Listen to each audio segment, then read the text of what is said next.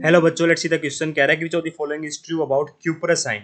तो कह रहा है क्यूपरस आयन के बारे में कौन सी बात सही है। क्यूपरस आयन में क्या होता है बेटा, मेरा Cu+1 ऑक्सीडेट पे प्रेजेंट होता है, ध्यान रखना।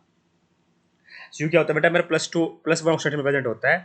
कहता है कि it undergo disproportion in aqueous solution. बिल्कुल सही बात है बेटा। Cu प्लस आयन क्या कर सकता है बेटा, एक इलेक्ट्रॉन लूज करके Cu+2 में भी जा सकता है और इलेक्ट्रॉन गेन करके बेटा मेरे कॉपर में जा सकता है। मतलब डिस्प्रोपोर्शन का मतलब जिसका ऑक्सीडेशन भी उसके रिडक्शन भी उसका। देखा बेटा, देखिए यहाँ पे क्या हुआ, ऑक्सीडेशन हुआ है, ठीक है, और यहाँ क्या हो रहा है बेटा, मेरा रिडक्शन हो रहा है। तो दोनों ही पॉसिबिलिटी है बेटा। तो इसका मतलब स्टेटमेंट परफेक्टली करेक्ट लिखी हुई है। सेकंड कहता है कि टेस्ट D10 कन्फिगरेशन। तो देखिए कॉपर की आउटरमोस्ट इलेक्ट्रॉन कन्फिगरेशन होती है मेरी 4s1 3d10, ठीक है। Cu+1 का मतलब क्या हो गया, ये हो जाएगी बेटा मेरी 4s0 3d10। तो स्टेटमेंट भी परफेक्टली करेक्ट लिखी हुई है बेटा, ठीक है। थर्ड कहता है कि it has a less negative enthalpy of hydration than that of cupric ion. Cupric ion होता है बेटा मेरा Cu+2। तो ये बात बिल्कुल परफेक्टली करेक्ट है बेटा।